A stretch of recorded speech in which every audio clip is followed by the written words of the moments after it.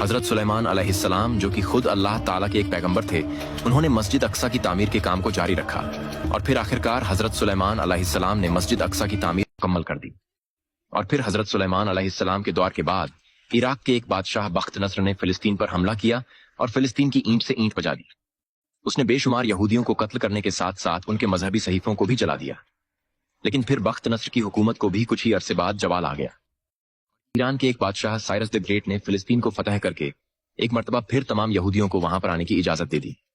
اس کے بعد دور آتا ہے حضرت عیسیٰ علیہ السلام کا۔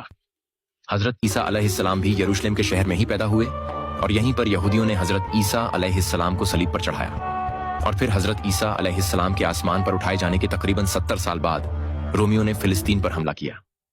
وہ حملہ اتنا شدید تھا کہ انہوں نے تقریباً پورے فلسطین کو تباہ کر دیا اور اس وقت مسجد اقصیٰ کی صرف 4 دیواریں باقی رہ گئی تھیں۔ مسلمان پہلے مسجد اقصیٰ کی طرف رک کر کے عبادت کیا کرتے تھے، لیکن بعد میں اللہ تعالیٰ کے حکم سے مسلمانوں کا قبلہ خانہ کعبہ کو بنا دیا گیا۔ لیکن اس کے باوجود بھی مسجد اقصیٰ کی عزت اور مقام مسلمانوں کے دلوں میں ذرہ برابر بھی کم نہ ہوا۔ اور پھر نبی کریم کی وفات کے تقریباً 6 سال بعد مسلمانوں کا لشکر مختلف ممالک کو فتح کرتا ہوا فلسطین پہنچا۔ جب عیسائیوں نے مسلمانوں کی فوج کو دیکھا تو وہ ڈر گئے اور خود کو قلعہ بند کر لیا اور مسلمانوں کی طرف صلح کا پیغام بھیجا۔ کے ساتھ یہ شرط رکھی کہ اگر اس وقت کے خلیفہ خود آئیں گے تبھی وہ لوگ صلح کریں گے۔ تو اس وقت کے خلیفہ حضرت عمر رضی اللہ عنہ نے اس پاک زمین کا احترام کرتے ہوئے خود تشریف لائے اور بیت المقدس کے حکمرانوں کے ساتھ صلح نامہ طے کیا اور وہاں پر امن و امان کو ویسے ہی قائم رکھا۔ حضرت عمر رضی اللہ تعالی عنہ بیت المقدس کے اندر گئے اور وہاں پر جا کر 2 رکعت نوافل ادا کیے اور وہاں پر بیت المقدس کے ساتھ ہی ایک اور مسجد بنانے کا حکم دیا جو پہلے سے وہاں پر موجود تھی لیکن تقریباً کھنڈہر بن چکی تھی۔ اور اس کے ساتھ ساتھ انہوں نے ایک اور عالیشان عمارت بھی قائم کی جس کا نام قبۃ الصخرہ رکھا، کیونکہ یہ سنہرے گنبد والی عمارت ہے۔ پھر 1099 عیسوی میں عیسائیوں نے ایک مرتبہ پھر مسجد اقصیٰ پر حملہ کر کے اس پر قبضہ کر لیا اور مسلمانوں کا قتل عام کر کے انہیں وہاں سے نکال دیا۔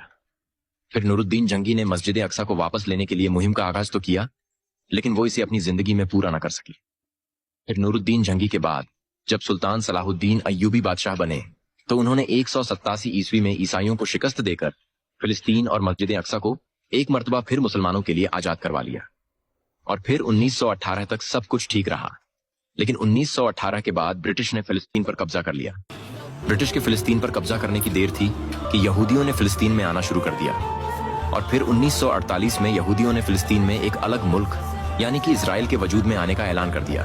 مسلمانوں، عیسائیوں اور یہودیوں تینوں کے لیے مسجد اقصیٰ بہت خاص ہے اور تینوں میں سے کوئی بھی مسجد اقصیٰ کو چھوڑنے کے لیے تیار نہیں۔ آخر میں اللہ تعالیٰ سے یہ دعا ہے کہ اللہ تعالیٰ مسجد اقصیٰ کو اپنی حفاظت اور امان میں رکھے۔